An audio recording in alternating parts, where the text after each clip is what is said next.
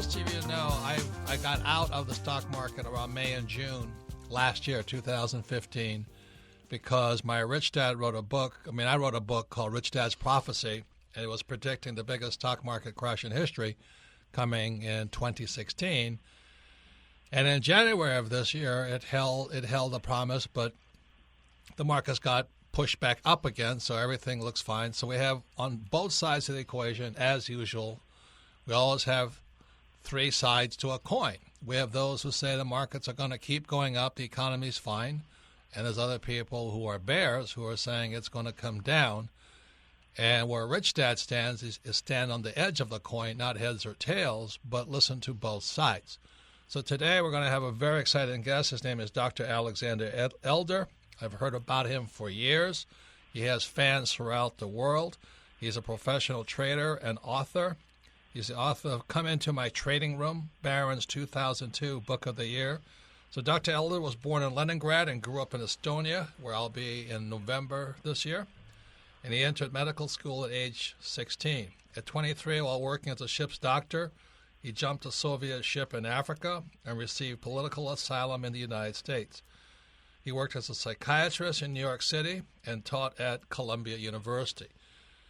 As most of you understand, investing is really about psychiatry, is about the emotions of a market. Unfortunately, as Rich Dad says, there's no financial education in school, so most people are just reactionary. They don't really think about the ups and downs of a market. So for those of you with a 401k and are hoping the market stays up, this is your program. For those of you with an IRA, this is your program, because if the market crashes, you go with it. And if it goes up, you make money. But also those of you with, state pension plans, they're called PERS, like CalPERS and stuff like this. Right now, they're severely underfunded because all projections were based upon 8% growth of the stock market per year. And as you know, since the year 2000, we've had three major crashes in 10 years, 2 stock market and 1 real estate crash. So this is a very important time to pay attention, especially if someday you hope to be playing golf for the rest of your life. Any comments, Kim? Well, your three sides of a coin reminds me of the definition of intelligence, which is being able to hold 2 opposing points of view at the same time and still function. Yeah. I think a lot of people can't do that. They have one point of view and they want everybody else to have that point of view. But I'm excited about this show. Dr. Alexander Elder.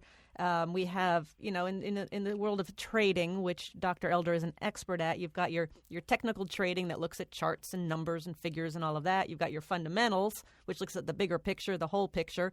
And then you've got the psychological approach to trading, and that's what we're going to talk to Dr. Elder about. And if you're in the stock market, what psychological tips might you need to weather whatever is coming next? So I'm excited. Yeah, because there's 4 types of intelligences. There's mental IQ, there's emotional intelligence, which is EQ, there's physical intelligence, they call it muscle memory, and then there's spiritual intelligence. So all of those count, and Dr. Elder is an expert at dealing with people who are either strong or messed up on all 4 intelligences.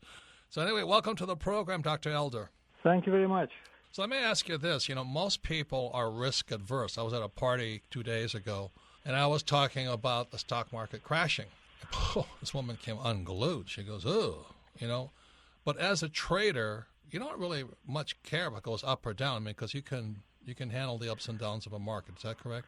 As a trader, here's what I do. I think the market oscillates around value. The market is a discovery mechanism. It discovers how much a stock or a commodity or anything else in the world, tomatoes for that matter, how much anything is worth. And it discovers it by fluctuating, going up and down and kind of staying around the center line. And that's where the value is. So I have instruments and tools that help me identify value. And then I look for deviations from value. And when the market deviates far away from value, I step in. If it deviates high, I'll sell it short, and if it deviates down, I'll buy it. That's basically the game. So a professional trader is watching the ups and downs of the market. And so like when I talk about a market crashing, which I love, because that's when I get rich. But most people can't handle that crash, can Well, most people aren't. Most people, like in 401ks and things, they don't know what to do if the market were to come down. Their 401k, you're going to lose money in your 401k if the market comes down, right? Well, the best advice on that came from Warren Buffett, who says he loves bear markets because that's when he goes shopping. But of course, he goes shopping because he slows down his purchases at the top of the bull market. So when things are very happy and when most people shopping, that's actually the time to be doing what you, Robert, did, you say in May, sell. So now you're sitting obviously in cash, and when this thing goes down, you have the firepower to go and load up in cheap stocks that people who are panicking throwing out. You know, the same stocks trade for decades. I mean, some new stocks are coming in, but basically the same stocks. And it's always somebody is buying and somebody is selling. The professionals are selling at the top and buying at the bottom. The amateurs are doing the opposite. And so stocks go from strong hands to weak hands and back. So that's the reason that we wanted to talk to you, because the average person, the way I look at it is this, you know, if, let's say, J.C. Penney has a sale, all the consumers rush in and they say, oh, well, I can buy Levi's jeans at half price and all this stuff. Yeah. But when the stock market has a sale, you know, they're selling Apple, let's say, at half price, the average person runs out, right? They disappear. They when they should be shopping, they're running. You know, I've heard a joke. What's the difference between a trader and a housewife? Housewife goes shopping every week. Let's say she buys 3 cans of tuna for $1 each. And one day she goes to the supermarket and says, tuna on sale, 2 cans for $1. So she's going to buy extra, more. A trader goes by the shop, and there's a sign in the window, Bally shoes, normally $150, today only $90. He comes in, takes them off of his feet and says, here, buy mine. That's very, very good. I would rather trade as a housewife. But the strangest thing is that people who are quite sensible in their everyday lives lose that sensibility when they approach the stock market. Well, and by the way, that's why, in my experience, women make better traders than men, by and large. Of course we do. Very smart man, Dr. Elder, very smart man. I'll pay you after the show's over. So let me ask you this, Dr. Elder. So the market has been like in this long rally, and a lot of people say, you know, because of all the printing of money and the U.S. is propping up the market, that it's due for a crash, and it's the propping up that's keeping it going. Do you see a crash coming? What do you see in your crystal ball, which I know I'm not going to hold you to? Well, I wish I had a crystal ball. If I had a crystal ball, I would own this darn thing. But what I say, I think the bull market ended in 2015, several months after Robert sold. He sold just a couple of months early, which is a wonderful mistake to make. And of course, it's not a mistake; it's the intelligent way of doing things. But the bull market ended in 2015. The market went up pretty straight, from 2009 to 2015, and most of it was on government pumping in enormous amounts of money into it. But in 2015, the market stopped reaching new highs. It would break out to a new high. The Dow would make a new high by 50 or 100 points and collapse back into the morass. Another 50, 100 points up and a collapse again. And then by the end of 2015, the market began reversing, and we had, of course, this very bad drop in January and February. So I think now we're in a bear market, and the definition of a bear market when the market makes lower lows and lower highs. So the market made a record low in the autumn of in the fall of 2015. It made a new low in October, November 2015. It pulled up in December, made a new low in January and February. So the pattern now is lower lows and lower highs. So I do think we're in a bear market now. So, however, on the crash business, with all my tremendous respect for Robert, I'm not completely sold on the idea that we're going to have a crash. We're in a bear market for sure. Prices are headed lower. But in my experience, the power of bull markets and bear markets tends to alternate. If there is a strong bull market, the next bull market is going to be kind of so-so. We had a horrendous bear market in 2008, the worst in a century. And my expectation would be that a bear market of that magnitude is going to, that the next bear market is going to be relatively mild, sort of like what we're having now. And the reason for that is that markets always do the unexpected. So everybody expects the history to repeat. But as some wise person said, the history rhymes, but it doesn't repeat. Okay, once again, it's Robert Kiyosaki of the Rich Dad Radio Show. Today we're talking to Dr. Alexander Elder, professional trader and author. What we're talking about fundamentally here is different between a trader and an investor. There's technical trading and fundamental investing. And since most people have zero financial education, they don't know the difference between technical and fundamentals. And I would say Buffett is primarily fundamentals, and guys like Soros are technical. But as I've said to Dr. Elders, and I say to most of you, I'm a big fat furry bear. I love crashes. I can't wait for them. Because like right now, bonds are, the yields on bonds are crashing. Well, that's good because I can borrow money at 2.5%. Kim and I remember borrowing money at 12%. So a crash in interest rates and stuff like that is bad for savers, but it's really good for investors. So when we come back, we'll be talking to Dr. Elder because he is an educator. He has a large following of people who follow his system of trading. The point of this show is if you understand you have financial education, you don't really care. For example, when the markets crashed, the real estate market crashed in 2007, I thought I died and went to heaven. And I couldn't believe it. They were giving real estate away, yet other people are crying the blues. And then after that, to try and get the market to come back up, all markets, the Fed just keeps lowering interest rates. And now in Europe and Japan, we're in NIRP, negative interest rate programs, and people are still saying you should get out of debt. So why would you get out of debt when they're going to pay? You have to pay the banks to keep your money. It doesn't make sense to me. So our guest today is Dr. Alexander Elder. He is a psychiatrist in New York City, and markets are nuts, and money is nuts. So once again, you can listen to this program, Rich Dad program, on your time, your schedule. We have a Rich Dad Radio app. You can listen to this podcast again at richdadradio.com. The reason we archive our programs is because repetition is how we learn. And this is especially true for those of you who are risk averse. What if the markets come down? I'm saying, thank you. What if the markets go up? Thank you. But if you're saying, that sounds so risky, listen to this program about 10 times, get your friends, listen to it, and discuss it.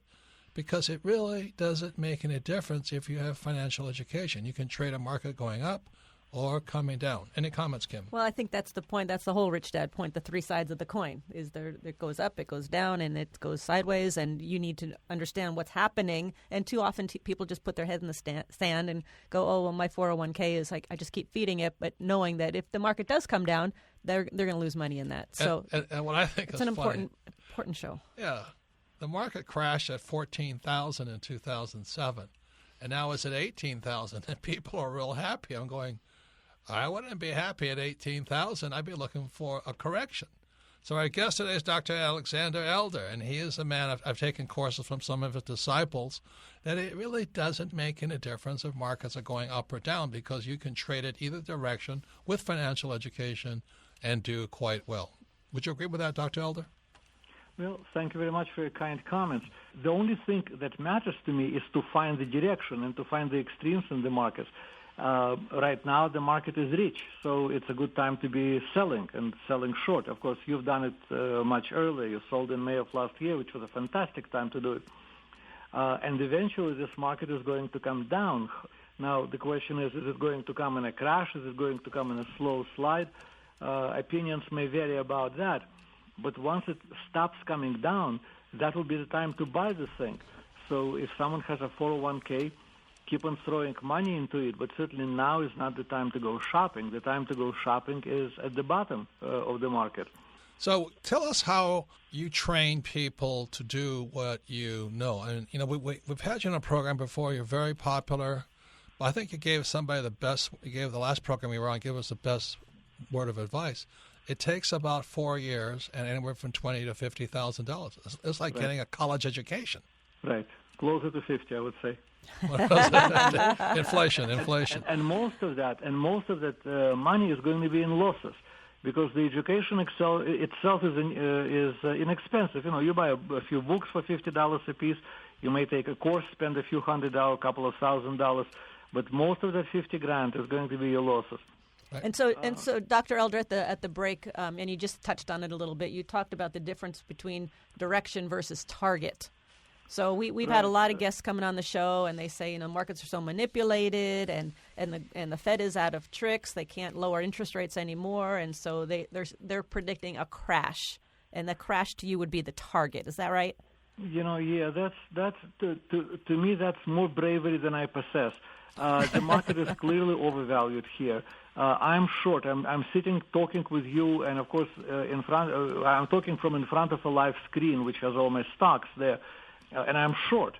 Short meaning you're betting on. Short meaning I'm betting on a decline. Down. I'm betting on a decline. Now I don't have enough courage to say, it's going to be a crash.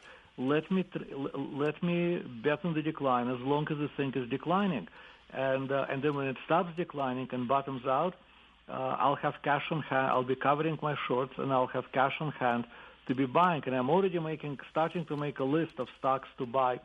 A friend of mine from Ireland emailed me a couple of months ago, was so excited. You mentioned JCP, remember? He was so excited about JCP at $11. And I look at that thing is overvalued. I would like it much more at 9. He says, it's not going to come to 9. I said, well, let me put an alert in my brokerage account. When it comes to 9, I want to be sent an email from my broker. I'll just look at it now. It's 9:14. As we sit. I guess that email is coming soon. And that's not really a very big bottom. But there are lots of other stocks that are headed, good stocks, stocks with good histories are coming down. And when they come down low enough to previous support levels, whatnot, that will be a buying opportunity. So how does a person learn from you? That's really what we want to get, because they should begin by reading my books. I mean, I put my heart and soul into those books. I really wrote them the best I could. And actually, my last book is called The New Trading for a Living. It came out in 2014, and it's a bestseller on Amazon. Find my website, elder.com. So Dr. Elder, let's say I'm a passive investor. Let's say I'm working my job and I've got my 401k and I've got some savings, but I'm not right now I don't have the time. I'm not going to take the time to learn all this trading system and be a trader. Right. What would you tell me? You have to learn something, because if you learn nothing, you should really not be in the market at all, right? You're an optimist. So you've got to learn something. And I would say that the simplest technical tool that I would have you started on is this indicator called the New High, New Low Index. If you open the Wall Street Journal or even maybe a local newspaper, every day they will have a list of stocks making a new high for the year. Those are the leaders in strength. And stocks making a new low for the year. Those are the leaders in weakness. And as long as there are more new highs than new lows, it is safe to hold stocks. As soon as you see that there are more new lows than new highs, you should sell and be in cash. And it's easy to do, especially in your 401k, because you don't pay short-term taxes. You don't pay taxes on short-term profits. But you should swing between stocks and cash depending on the balance of the new high, new low index. It's really the best and most sensitive indicator of market leadership. And as we know in life, leaders lead and masses follow. Once again, Robert Kiyosaki, the Rich Dad Radio Show, the good news and bad news about money. Today we're talking to Dr. Alexander Elder. He's one of our heroes because he comes with a different point of view on investing. He is more on the technical side versus fundamentals. Fundamentals are the basic, income, expense, asset, liabilities of a company. And a technical trader, and the reason he is so good at it, he is a psychiatrist by training. And technical is measuring the mood or the sentiment, the ins and outs. Are people optimistic or pessimistic? And when there's a crash, what happens is that's when the whole herd, they're sitting in this theater and somebody yells fire, and everybody wants to get out. That causes a crash. But most of the time is going up and down, people eating popcorn and not eating popcorn. That's the real market out there. So we're talking to Dr. Alexander Elder because, as he says, the market is at an all-time high. And as many of you know, there's many, many people today, my age, who will never be able to retire. And they should we get into the market now? Should I get into the stock market now? And it's at an all-time high. And it's like we said, that'd be like J.C. Penney saying, our jeans are normally $10, but we're going to raise it to $20. So everybody runs in and buys $20 jeans. That's not the way it works. Everybody's going to wait for the jeans to go on sale for $2, then they're going to buy. But when the stock market has $20 jeans selling at $2, nobody wants to buy. It's really ridiculous. Our message here at Rich Dad Poor Dad, or Rich Dad Radio, is that it doesn't make any difference if you have a fundamental technical education and understand markets. Any comments, Kim? Well, on changing subjects a bit, I want to ask Dr. Elder, if, in the news recently, there's been a lot of talk about Goldman Sachs now is going to serve the masses, where in the past they only served high clientele and investment customers. Now they're going to go to the rich. Yeah. Now they're going to the masses and offering online banking. Do you have an opinion on that, one way or another? What effect is that going to have? This reminds me of what Ronald Reagan said. When people come to the door and say, "We're here from the government and we're here to help you," yes, he counts his silver. Yes. So Goldman Sachs is here to help us? Goldman Sachs is here to help us, right? Goldman Sachs and Mother Teresa, they're there to help you. Goldman Sachs is not doing nearly as well as it used to do because we essentially have a socialist at the top of the power pyramid. And the system is being made less and less business friendly, and as the system becomes less business friendly, companies have tremendous handcuffs placed on them, and they can no longer make money the old-fashioned way by whatever that was. And so now they start serving the public. If you think that somebody is out there to serve you, who is not your family member or friend, you better take off your pink sunglasses. Because I find it interesting if they go to negative interest rates, they could bring all these people in and new customers, and then also go to negative interest rates, and all these people are then going to have to start paying Goldman Sachs. Yeah. We never know. But anyway, this point here is that we're discussing the actions of people who are nuts. And that's why it's very good to have... You have to, Robert, as you said, you have to wait for a sale. The last time we had a fantastic sale was in 2009. I mean, I remember buying General Electric at $6 and change a share. They're $30 a share now. I sold it a long time ago. I wasn't smart enough to go. It will go up 5 times. But that's the point. Those were the days when stocks were cheap. And now they're more expensive than they're cheap. And there will be time when they're cheap. And when they're cheap, you better have cash, and you better have intestinal fortitude. And some financial education, which is why we recommend, reading the new Trading for a Living, Dr. Elder's book. Thank you very much. Like I said, because you have to have some financial education, sports fans. So today our special guest is the great Dr. Alexander Elder, professional trader and author. He's training as a psychiatrist, and he's a psychiatrist in New York City and taught at Columbia University.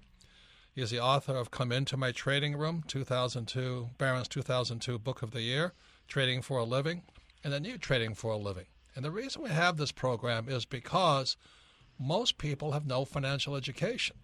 For those with a 401k or an IRA or even a government pension plan, like a state, CalPERS in California, a lot of those guys are like the California water table. They're a little they're a little underwater right now. And then not too long ago, Obama bailed out the Twinkies company, because their defined contribution, their the defined benefit pension plan for the Twinkies drivers was out of money. So for all of you who are counting on the stock market to have, eternal golf playing for the rest of your life, this is your program. Because as we all know, markets go up and markets come down. And I was at a party a couple of days ago, and I was talking about the crash coming. And this woman went ballistic. She went psychotic. She says, "What do you mean? What do you mean?" I'm going, "Hey," and with me, I don't fear it.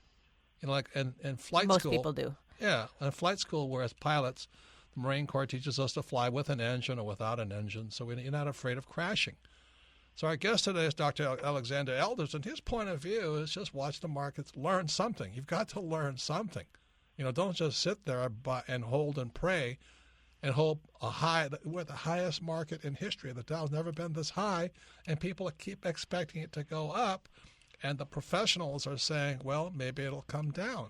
And what Dr. Elder says, I don't really care if it goes up or down. Any comments, Kim? Yes, well, we were talking at the break, and Dr. Elder, this is a great example of what you do and how you do it. And you talked about a stock that you liked, and I'd like to have you talk about that and why you like it and what I can learn from you in the way you think about stocks. Yeah, and we do not recommend investments and all this, neither does Dr. Elders, because that's highly irresponsible.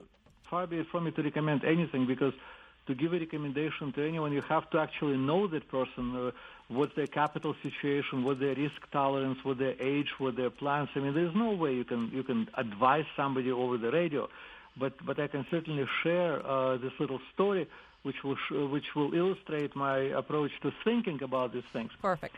I've been to Brazil several times to teach classes, and a few years ago I was there. And they asked me, if you were trading, are you trading in Brazil? No, I haven't. I'm busy enough trading back home. But if you were trading in Brazil, you looked at so many stocks for us, what would you do? And I said, I would sell short PBR. Sell short means bet on a decline. PBR is Petróleos Brasileiros. It's a Brazilian national oil company. And there was a silence, the stock was trading at $70 then, and there was silence in the room as if I did something inappropriate in church. How can you possibly bet on a decline of the best, richest, most famous stock in the country? But PBR was in trouble, and around November of last year, somebody asked me to look at PBR again. I looked at it. I couldn't believe my eyes. PBR was trading at $5. And so from 70 down to 5. Gee, so a $5 stock. And PBR owns all the oil under Brazil, which they can pump at $30 a barrel. They own oil processing plants. They own gas stations. I mean, this is a major one of the major oil companies in the world. So when PBR was trading at 70, what did you see that said this is in trouble? Technical signs. The moving averages were turning down. Completely technical. All technical. Overvalued. Okay. Overvalued. Trees don't grow to the sky, and everybody loved it. That tree has grown almost to the sky, and technical signs were turning down. But when it came down, when I saw it in November, and it was about $5, the stock traded at less than 10% of its bull market high. Meanwhile, it still owned all the oil. It still owned all the gas stations. It still owned.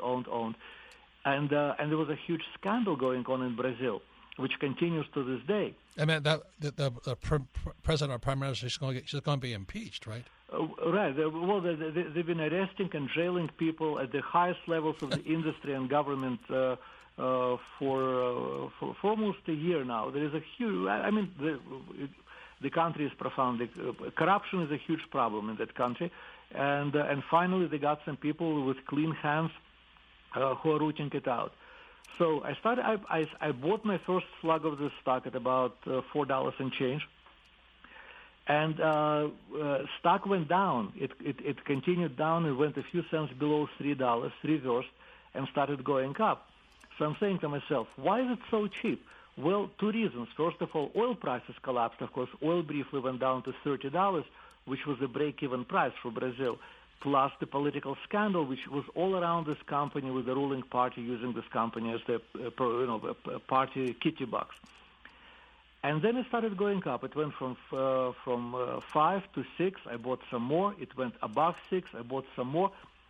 And what absolutely amuses me is that every time somebody gets arrested in Brazil, every time there is a piece of horrible political news out of Brazil, the next day the stock goes up. It's almost like they're cleaning the stable, and the stock, the company is going to be operate like a normal company.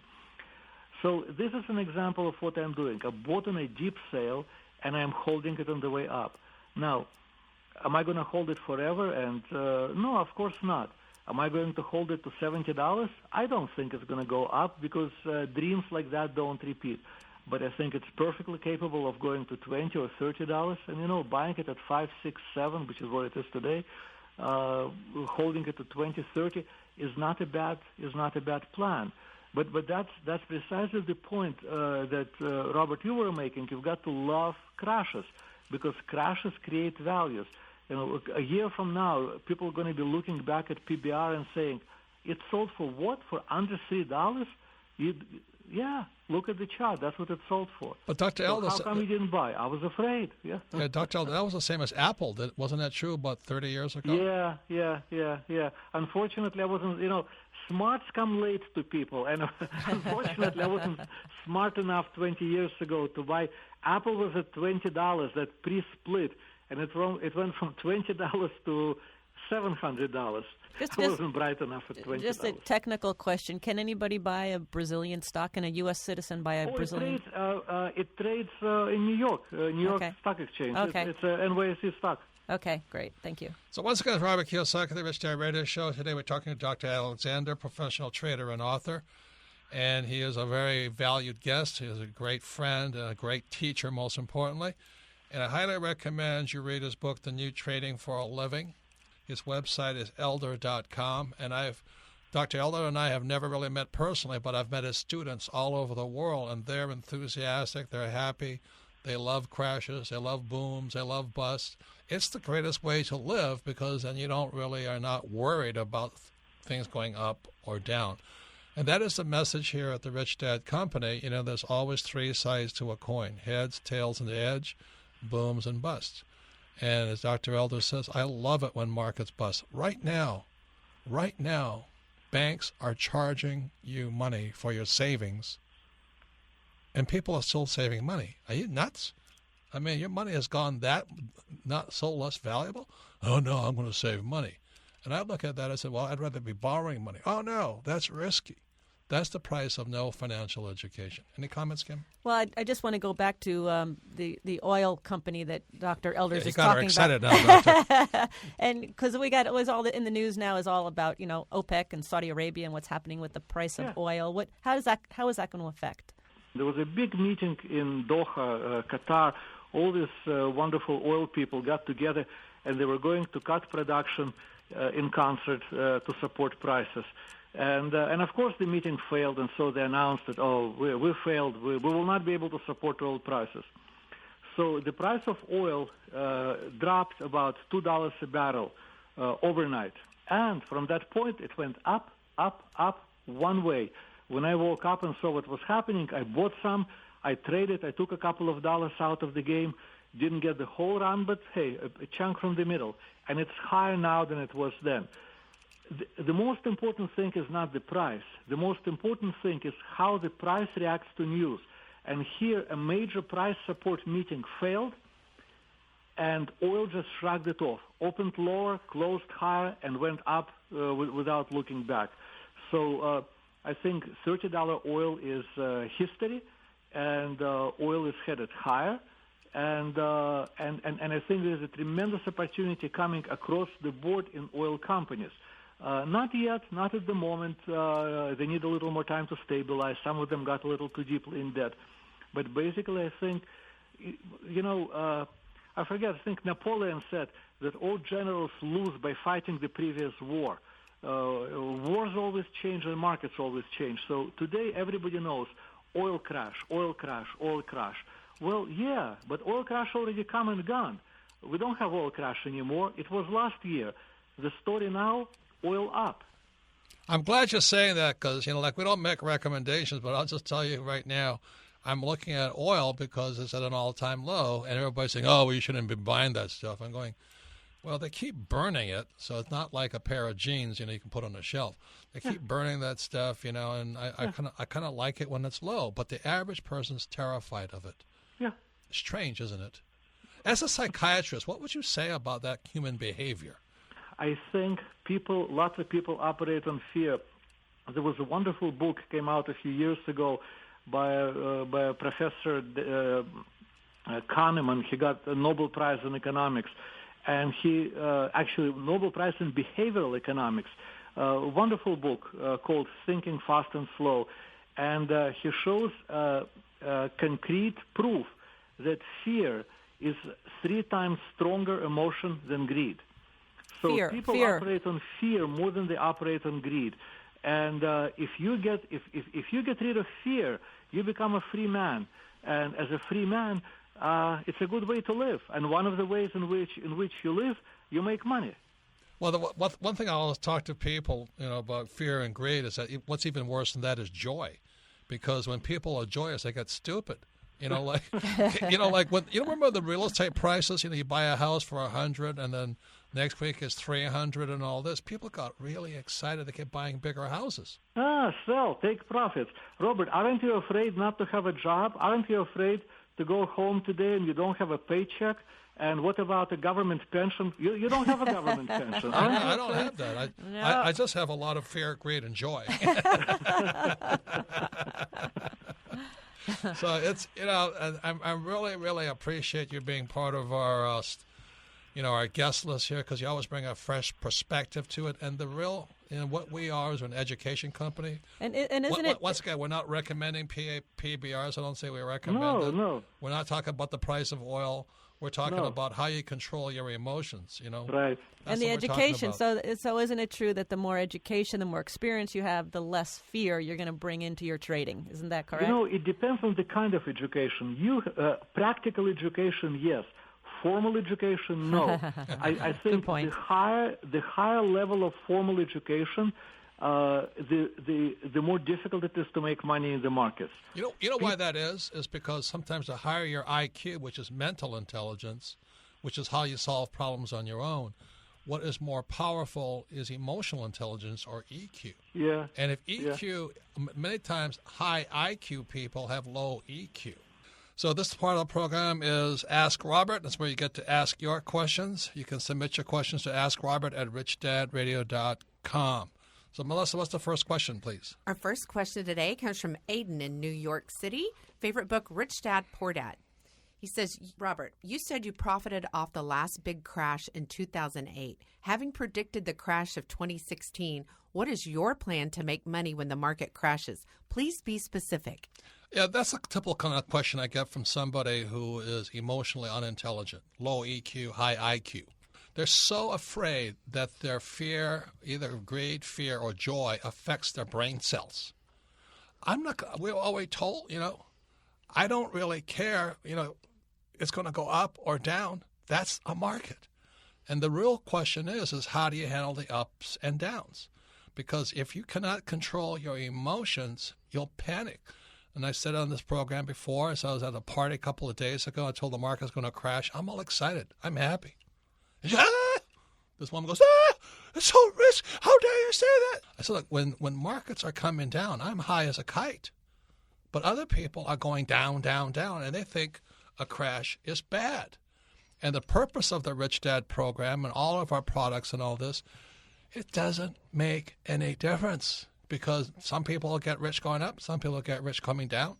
The object is get rich both ways. Any comments, Kim? Yeah, well, Dr. Alexander Elder actually said it very well when he was talking about this Brazilian stock. He said, I can't recommend this stock to any of your listeners because I don't know their capital situation. I don't know how risk-averse they are. I don't know, their portfolio. So what we're going to do, Robert, is probably not what Aiden should do. I mean, we could tell the whole world this is exactly what we're going to do, but most people, number one, don't have the education, they don't have the experience, they don't have the knowledge to do it. So a lot of them are A students. They're waiting for some. Well, they want to be told to what tell to them do. what to do. Yes, tell me what to do. Hey, but what we're going to do is not probably what Aiden should do. So you got to get your own path and got your own education and get your own experience. That's what I have to say. If right now what I'm looking at is oil, Dr. Elders talked about oil. Oil's at an all-time low. It's a time to buy. You know, we were selling at 110 a barrel. Now it's down to 20-something. That's good news. It's bad. Unfortunately, I think 3,400 people were laid off in Texas alone because of oil. So it's bad news for them. Our point here is this. There's no financial education in school. They don't have any EQ. So you have people with high IQ, like my old man, poor dad, but they have low EQ. They can't control their emotions. Next question. Our next question comes from Monty in Canada. Favorite book, Rich Dad, Poor Dad. Stocks, commodities, or real estate? Which one is the best investment for the decade? That's another low EQ question. You know, that sounds like an A student wanted me to tell them what to do. Look, lesson number one is you better choose your teachers wisely. And one of the reasons I don't like school, not that I don't like the person, but most school teachers are like my poor dad. They're good people, hardworking, honest, yada, yada, yada, yada. But they have low EQ. They don't have high EQ. High EQ, emotional intelligence, is crucial.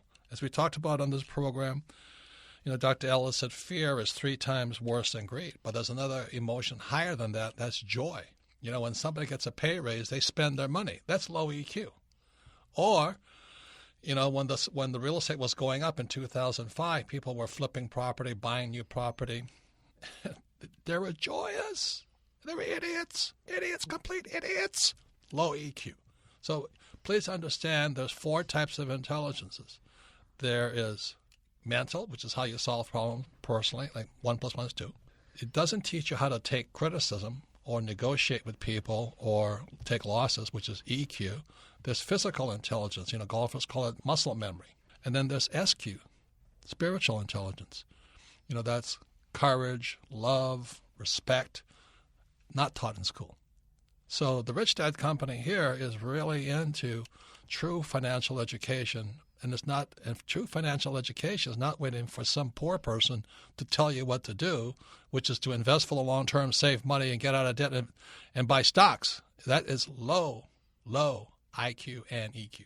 And I think Monty's question also goes back to the basics. I mean, there's 4 asset classes. There's business, there's real estate, there's paper, stocks, bonds, mutual funds, and there's commodities, oil, gas, silver, gold. She says, what is the best investment for the decade? The question is what's most interesting to you that you're going to get up and you're going to study and you're going to learn about and you're going to part with your money and learn more and more. It's not what's the best for the decade, it's what's best for you. So which of these asset classes grabs your interest and grabs your attention so that you're going to put in the time and the effort to learn about them? Next question, Melissa. One more part about financial education. There's debt plus equity. Stocks are equity. Bonds are debt. You got to understand that. There's also credit and debt. You know, there's a lot to learn. So don't sit around like an idiot waiting for somebody to tell you what to do. The worst question you can ask anybody is, I got $10,000, man. What should I do with it? Well, the first thing you should do is shut your mouth because everybody's going to tell you what to do with $10,000. Give it to them. Next question, Melissa. Our next question comes from Namunji in Zambia. Favorite book, Rich Dad Guide to Investing. It says, what is the best investment you have ever made? A book. I'm not very smart. I have very low IQ, but I choose my teachers wisely. Look, we've had Richard Duncan on this program. You should read his book. Okay, we've had David Stockman, The Great Deformation. I would read his book. We've had Edward Griffin on this program, The Creature from Jekyll Island. I would read this book. I would read Dr. Elder's book, The New Trading for a Living. We have Ken McElroy, The ABCs of Real Estate. We have Andy Tanner, who talks about cash flow from stocks.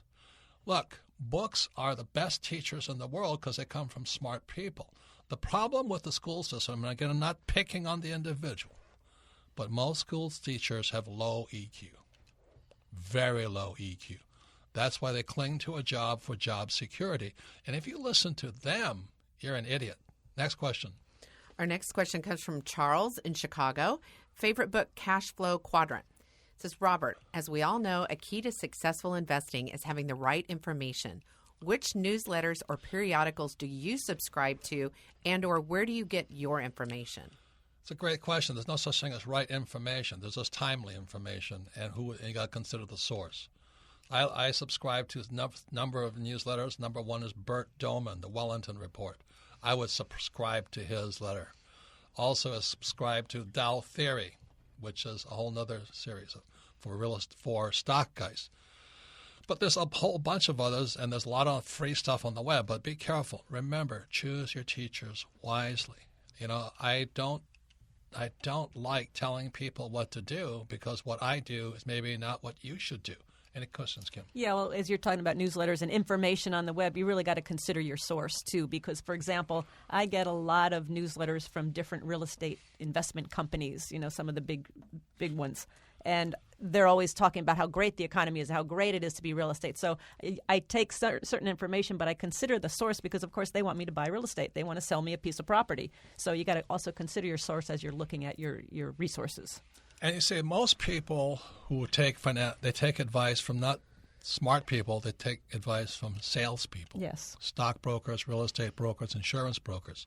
Now, if you do that, you're an effing idiot. You know what I mean? They are selling you something.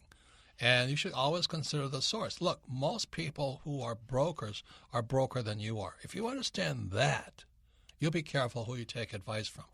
That's why we at Rich Dad don't offer financial advice. Again, I'll say it again. When Dr. Elders talked about PBR, and this program is pre-recorded, but I would highly recommend you go to his website, elder.com, and start understanding how he thinks. Look, choose your teachers wisely. If there is any bit of advice, that's it.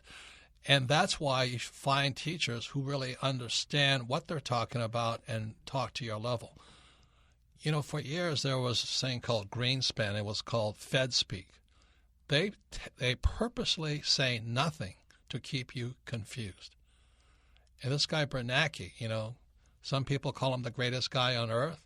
And guys like David Stockman of the book The Great Deformation, who was Reagan's budget director, calls him the biggest villain of all times.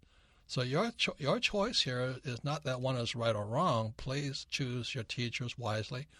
Read your books carefully. If you like Rich Dad, Poor Dad, keep reading. If you don't like it, don't read it. It's really that simple. If you want to be told what to do, go to school.